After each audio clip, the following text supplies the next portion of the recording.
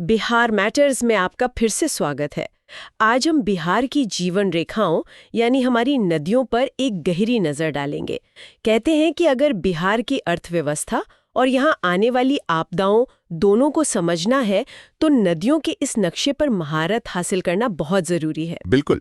और ये सिर्फ नक्शे पर लकीरें नहीं हैं, ये बिहार की पहचान है। ये तय करती हैं कि कहाँ धान उगेगा और कहाँ दलहन, कहाँ घनी आबादी होगी और कहाँ पानी के लिए संघर्ष होगा। बाढ़ और सूखा, ये दोनों शब्द कह सकते हैं इन्हीं नदियों की देन है। इन्हें समझना असल में बिहार की आत्मा को समझना है। तो चलिए इस आत्मा को समझने की कोशिश करते हैं। शुरुआत बिहार के बिल्कुल बीच से करते हैं, उस विशाल नदी से जो बिहार को दो हिस्सों में बांट देती है, गंगा। इसकी क्या भूमिका है एक विभाजक होने के अलावा? देखिए, गंगा बिहार की धुरी है। ये बिहार में एंट्री करती है बक्सर के पास चौसा में।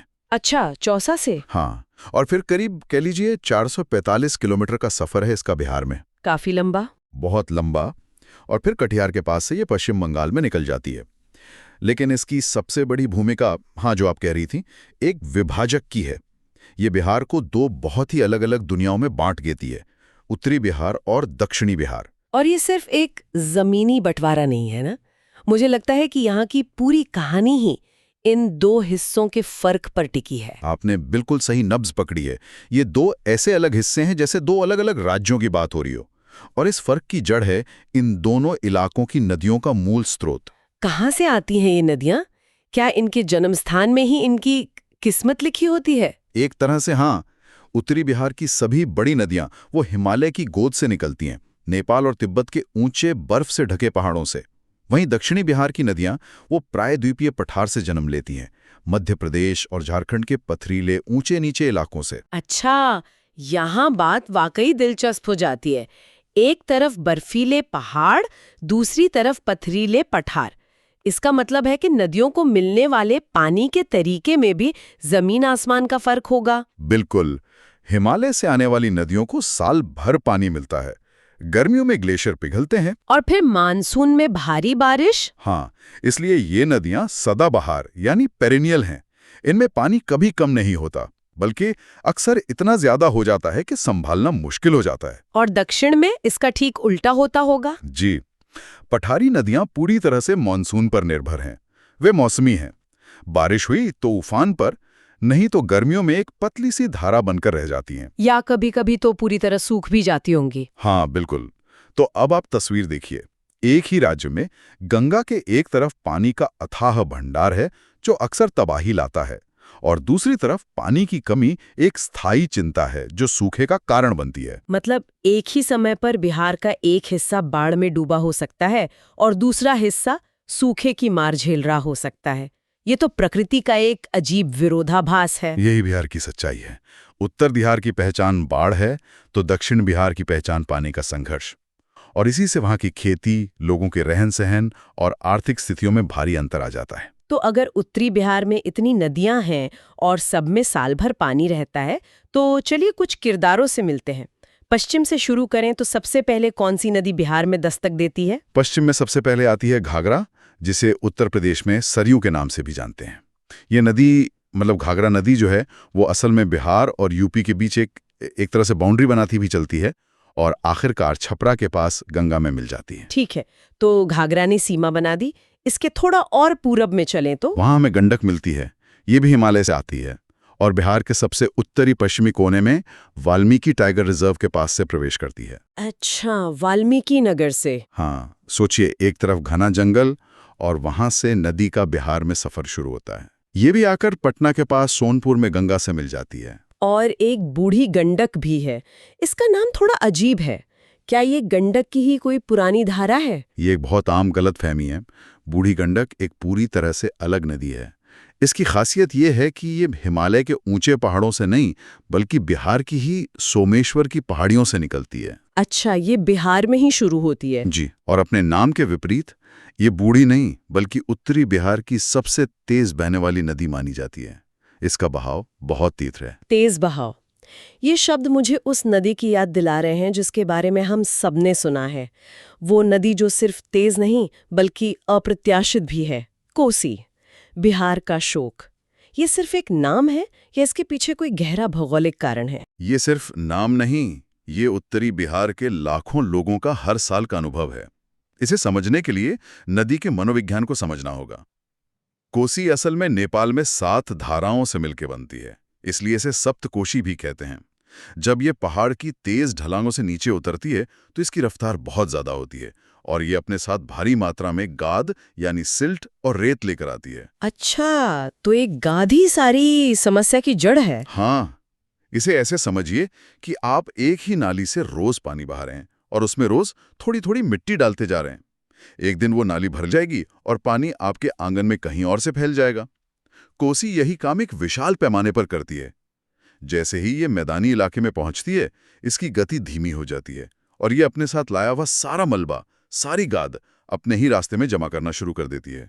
एक मिनट, मुझे ये समझने दीजिए। मतलब नदी अपने ही पैरों पर कुल्हाड़ी मार रही है। वो इतना सामान लेकर आती है कि खुद का ही रास्ता बंद कर लेती है। ये तो एक तरह का सेल्फ सैबोटेज हुआ। बहुत दिलचस्प तरीके से कहा आपने।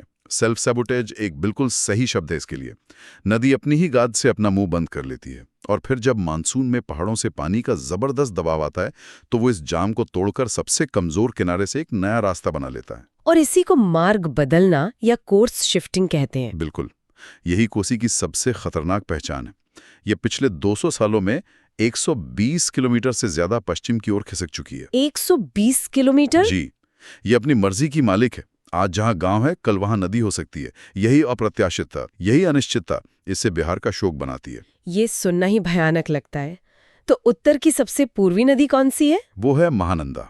यह बिहार की सबसे पूर्वी नदी है और बिहार से निकलकर फिर पश्चिम बंगाल में गंगा से मिलती है। तो ये उत्तर बिहार की कहानी है।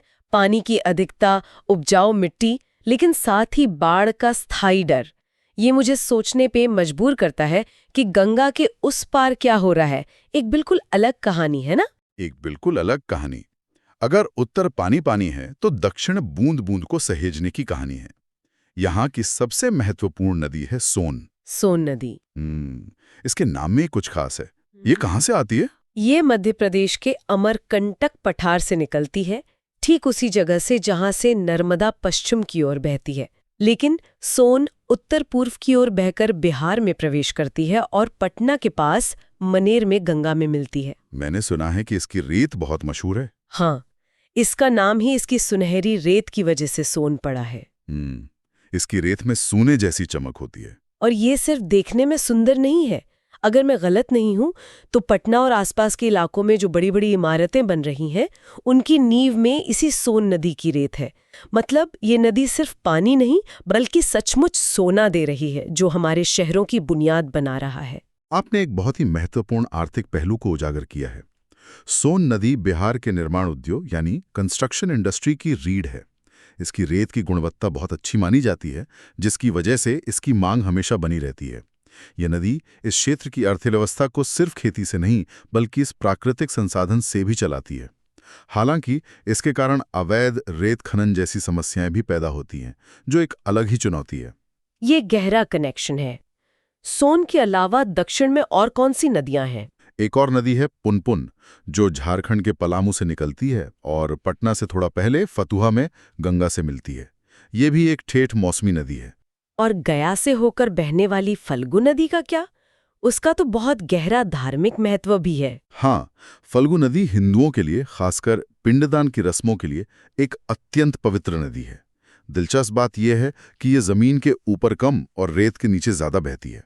अच्छा जी, आपको सतह पर सूखी रेत दिखेगी, लेकिन अगर आप थोड़ा खोदें तो नीचे पानी का प्रवाह मिल जाएगा। ये भी 2 धाराओं लीलाजन और मुहाने के संगम से बनती है। इसकी ये प्रकृति इसे और भी रहस्यमयी और पवित्र बनाती है। और एक आखिरी नदी है कर्मनाशा, जिसका नाम ही डराता है। हाँ, पौराणिक कथाओं के अनुसार इसे एक अपवित्र नदी माना जाता था। कर्मनाशा का शाब्दिक अर्थ है कर्मों का नाश करने वाली। मान्यता थी कि इसमें नहाने से इंसान के अच्छे कर्म नष्ट हो जाते हैं। लेकिन अगर हम भूगोल की नजर से देखें तो ये एक महत्वपूर्ण नदी है, जो उत्तर प्रदेश और बिहार के बीच सीमा बनाती हुई चौसा के पास गंगा में मिल जाती है। ये तो अविश्वसनीय रूप से विस्तृत है। अब अगर हम इसे उन लोगों के नजरिए से देखें जो परीक्षाओं की तैयारी कर रहे हैं, तो इस पूरी चर्चा से वो कौन से 4-5 सबसे जरूरी तथ्य हैं जिन्हें भूलना ही नहीं चाहिए? बहुत अच्छा सवाल है। अगर हमें निचोड़ निकालना हो तो कुछ बातें गांठ बांध लेनी चाहिए। पहला, बिहार का शोक कौन है? जवाब हमेशा कोसी होगा, उसके मार्ग बदलने की आदत की वजह से। ठीक है। दूसरा, सोन नदी गंगा में कहाँ मिलती है? यह सवाल बहुत बार आता है। जवाब है मनेर, पटना के पास। इसकी सुनहरी रेत और निर्माण उद्योग से इसका कनेक्शन भी याद रखना चाहिए। बिल्कुल। और तीसरा, कौन सी नदियां बिहार और यूपी के बीच सीमा बनाती हैं? इसमें 3 नदियां हैं, पश्चिम में घाघरा और गंडक और दक्षिण पश्चिम में कर्मनाशा। ये 3 नदियां प्राकृतिक सीमाएं हैं। ये एक बेहतरीन सारांश है। इन मुख्य बिंदुओं को याद रखने से पूरी तस्वीर साफ हो जाती है। उत्तर की पानी से लबालब रास्ता बदलती नदियां और दक्षिण की शांत, मौसमी और आर्थिक रूप से महत्वपूर्ण नदियां। और यह सिर्फ भूगोल नहीं है, यह बिहार की राजनीति को भी प्रभावित करता है। उत्तर बिहार में हर साल बाढ़ राहत एक बड़ा मुद्दा होता है, तो दक्षिण बिहार में सिंचाई परियोजनाएं और पानी की उपलब्धता।